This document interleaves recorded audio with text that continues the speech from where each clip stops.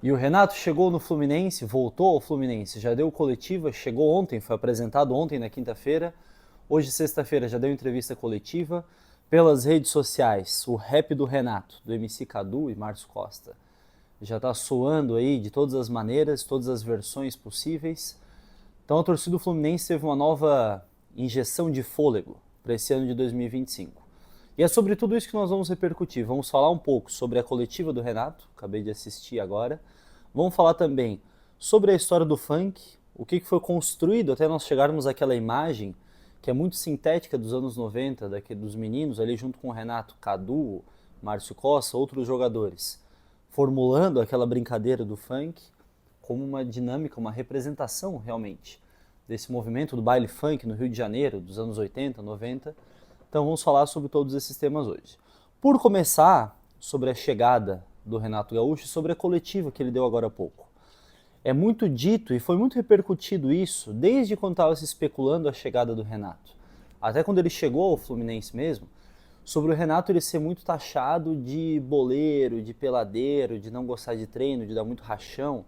E muita gente da imprensa comenta que isso é muito mais uma fama, isso é muito mais uma construção que ele mesmo faz, né, da imagem dele, essa certa marra, assim, do que realmente se manifesta dentro de campo nos seus treinamentos. O Felipe Luiz mesmo disse que quando trabalhou com ele no Flamengo, tem uma rotina de treinos, uma dinâmica tática muito bem construída, mas o que eu queria pontuar aqui, de maneira mais direta, é que analisando a coletiva do Renato, dá para perceber que ele de fato é um cara muito inteligente, extremamente inteligente, sempre foi muito audacioso assim. Pode não ser dos treinadores mais dedicados ao estudo da tática, não sei disso, mas com certeza ele tem uma capacidade muito rápida de perceber onde ele está. E dá para notar isso numa entrevista coletiva, quando um treinador ele é perguntado sobre algo e ele responde, ele respondeu muito bem. De maneira geral, assim, não fugiu de muitas perguntas, mas quando ele se utiliza de uma pergunta para falar o que ele quer. E teve uma pergunta agora na coletiva, não lembro exatamente quem perguntou, mas foi uma pergunta interessante, sobre uma questão polêmica até que o Renato respondeu um tempo atrás, sobre a questão de ter a posse de bola, essa saída de bola como a do Diniz, por exemplo, como que ele enxergava essa situação. Na época, quando ele respondeu, quando estava no Grêmio ainda, ele disse que preferia, muitas vezes, entregar a bola para o adversário e no final do jogo, num contra-ataque, fazer o gol. Ele até fez uma associação, uma comparação em relação a isso, que o jornalista que fez a pergunta utilizou dessa associação. Muito boa pergunta, muito interessante. Ele responde, ele diz que a dinâmica dele não é muito centrada nesse toque de bola, como era do Diniz, por exemplo. Então ele já marcou essa posição. Disse que na hora de perigo ele ia conversar com os zagueiros, conversar com o Fábio também, para rifar a bola. Pode estourar se necessário, então já marca uma posição aqui. Mas é notável como ele se utiliza dessa pergunta para também falar o que foi perguntado, mas que ele queria falar. Isso é perceptível. Aí está a sagacidade do Renato. Ele diz duas coisas. Ele diz que pediu aos jogadores que joguem com alegria e também que tenham coragem, que no time do Fluminense não vai faltar alegria para jogar e não vai faltar coragem. E dá para perceber que isso sim, com certeza, são princípios do Renato, para isso que ele foi escolhido, para isso que o Fluminense estava também mapeando o Milito, são treinadores mais ou menos com essas características, que é algo que se cobrava muito do Mano Menezes, e o Renato sabe disso. Ele sabe como havia essa cobrança grande em cima da equipe do Mano Menezes em relação à postura dos jogadores. É perceptível como os jogadores eles não estavam satisfeitos, a torcida não estava satisfeita, não estava confortável, o clima estava pesado. Então jogar com alegria responde a essa demanda e também ter coragem. Responde talvez, não sei se com intencionalidade ou não, mas muito provavelmente sim, se tratando do Renato, responde aquela resposta do Mano de que nós já comentamos aqui em outros momentos, que na final do Campeonato Carioca, por exemplo, o Fluminense primeiro precisaria não tomar um gol. E é claro que as equipes do Renato, elas vão prezar, claro, por um sistema defensivo, mas com coragem, com efetividade. Então essa coletiva dele marcou algumas posições assim foram muito interessantes, muito legais de perceber. Vale a pena, para quem não assistiu ainda, vale muito a pena assistir.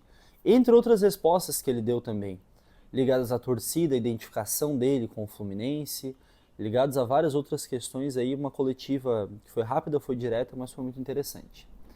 E sobre o rap do Renato, sobre o funk lá do MC Cadu e do MC Márcio Costa, de 95, é interessante a gente perceber como esses anos 90 foram muito marcados por esse funk carioca bem característico.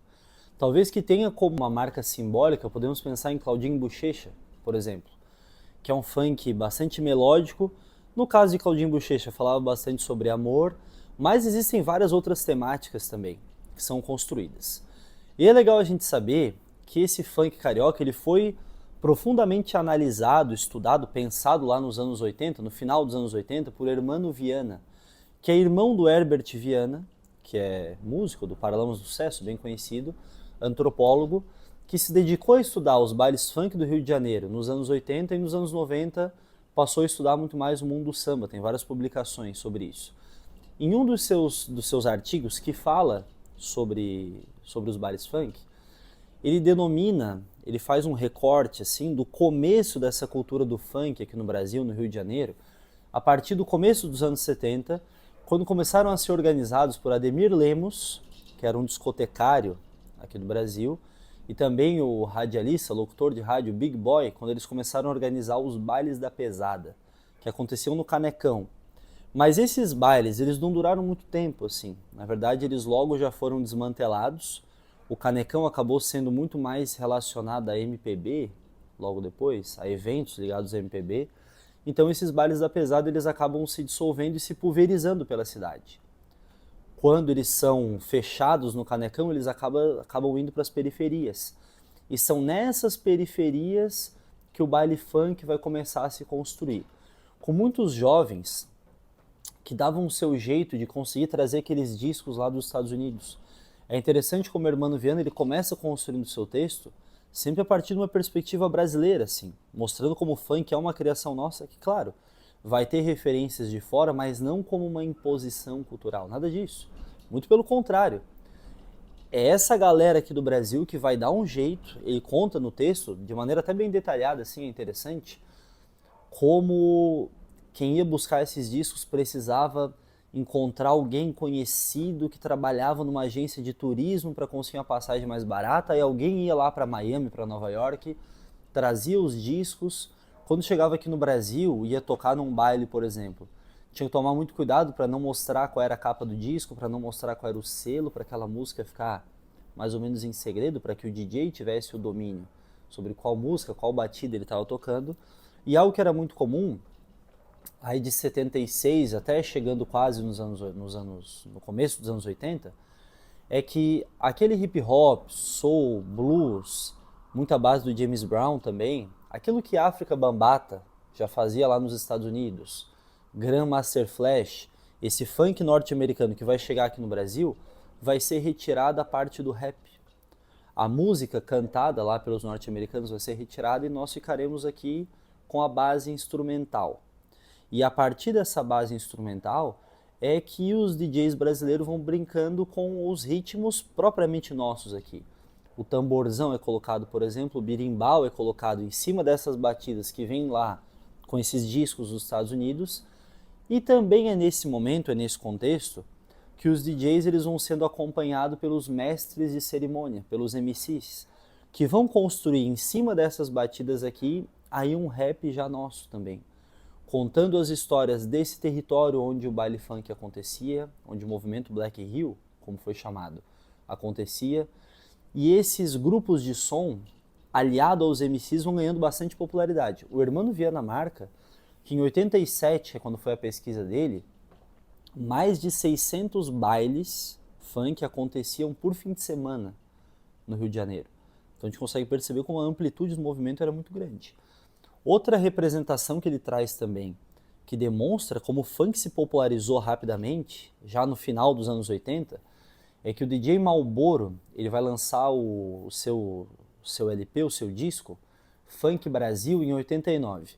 No mesmo ano que o Cazuza lança o disco Burguesia, pela mesma gravadora, pela Polygram. Então imagina, o Cazuza com todos os seus recursos no Leblon, o seu vínculo familiar envolvido, a questão da gravação musical, e ainda assim, mesmo sem todos esses holofotes, o disco do Marlboro naquele momento é mais vendido do que o disco do Cazuza, para demonstrar como essa cultura popular do Rio de Janeiro era muito forte. E assim nós chegamos aos anos 90, já com esses grupos de som, Furacão 2000, estruturando a base rítmica para que os MCs, para que os mestres de cerimônia em paralelo fizessem o seu trabalho. E os anos 90 vai ser coroado como o auge dessa cultura do funk carioca. E é claro, esse funk mais melódico, bem voltado a uma letra que ela é quase falada, assim, quase declamada, vai atravessar várias dinâmicas da sociedade. Existem funks que são de temáticas diferentes, alguns, como a gente comentou, mais ligado a casos de amor, outros que falam a casos sobre o território onde as pessoas vivem, e é nesse contexto também que o funk acaba sendo bastante criminalizado por uma parte da sociedade, sem dúvida nenhuma. Uma problemática que dura até os dias atuais. E é nesse contexto também que vai surgir a ideia, no MC Cadu e Márcio Costa, de fazer essa que é talvez a obra de arte, a trilha sonora da volta do Renato Gaúcho para o Fluminense, que seja muito bem-vindo e que siga DJ, o ritmo vamos aí. lá, galera. Oba, oba, oba, Renato chegou, trazendo a alegria pra galera tricolor. Oba, oba, oba, Renato tá aí, da Barras Laranjeiras ele vem pra sacudir, vai! O cara assina bola, camisa e chapéu, assina até bumbum, esse gaúcho é cruel. Seu jogo preferido é o famoso Fla-Flu. Renato fez novela com Raia Babalu. Pretende ser ator de novela e cinema. Seu roda o futevôlei nas areias de Ipanema. Oba, oba, oba, Renato chegou, trazendo a alegria pra galera tricolor. Oba, oba, oba, Renato tá aí.